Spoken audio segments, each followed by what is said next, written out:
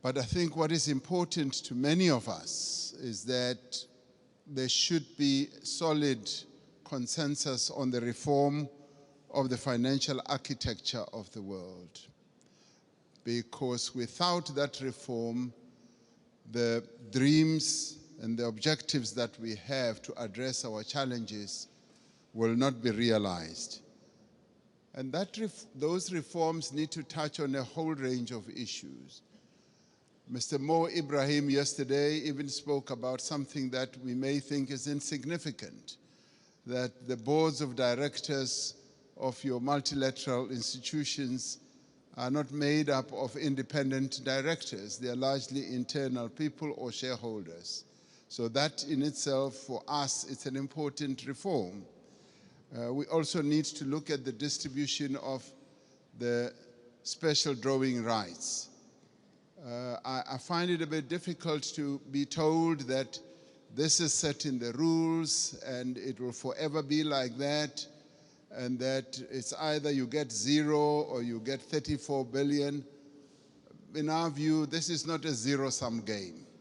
It's a game where we all need to be dealt with equity in an equitable manner. And there is a need for reform in that regard as well.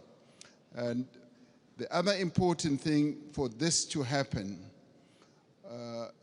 it will help us not to participate as unequal cousins in these institutions. It will help us to participate fully, and so that we don't have a sense that we are beggars, that we are being dealt with out of generosity. I think it's important in the new era that the world is in now that there should be a good measure of equality among sovereign nations. You know, even as we are in great need as a continent and all that, that should go to demonstrate that Africa should never be seen as a continent that needs generosity. We want to be treated as equals. Even in the multilateral institutions, we want to be treated as equals. And if our equity is at a low ebb, there must be ways in which that can be addressed. To us, this is very important. Our sovereignty is one of the things that we hold on dearly to. And we demonstrated that very clearly to both President Zelensky and to President Putin when it came to this issue. Even as President Macron wants us to address another issue, which to us is a bit of a negative.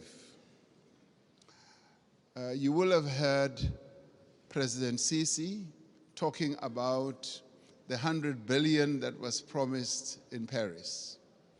President Sassou Nguesso yesterday as well also spoke about it at the dinner.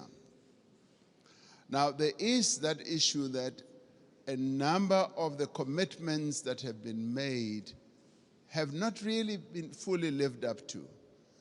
But before I get into details, let me immediately say that we recognize the many initiatives that have been put on the table, and a number of countries here have done so. Germany has gone out of the way to put a number of initiatives, and the US has also done a number of things.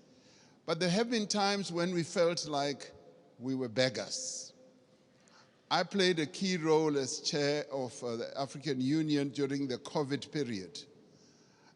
We felt like we were beggars when it came to vaccine availability, when we felt we needed access to vaccines, and the Northern Hemisphere countries had bought all the vaccines in the world, and they were hogging them. And they didn't want to release them at the time when we needed them most. And we felt like we were begging. And at times it felt like they would just be droppings from the table, that yes, we will give you that and that. And let me tell you something that generated a lot of resentment. We resented that, and it got worse when we said we want to manufacture our own vaccines. And when we went to the WTO, there was a lot of resistance, enormous resistance.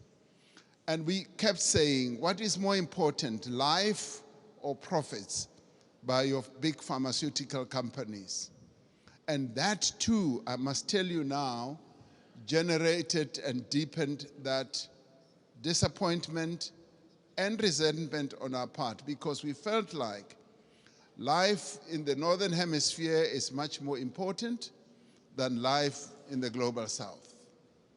And these are issues that need to be addressed. And I'm glad that we are all seated here like this, because we've got to get to the heart of these matters and address them. Now, I come to promises that have been made. And Chancellor Scholz was saying, we've got to walk the talk.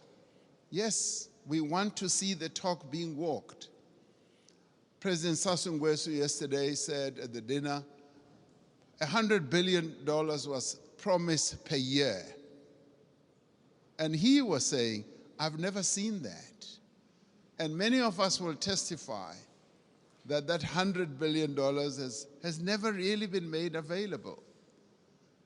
And this should stand out as something that needs to be addressed. Because sometimes we sit at conferences like this and say, yes, we'll make this available, and we believe you. We believe you, but now the tire must hit the tar. We must now see action flowing from that. Now, I want to then talk about something very practical. President Sassou Nguesso raised it yesterday. He said he would be happy if flowing from this summit, we do something very practical on the infrastructure side.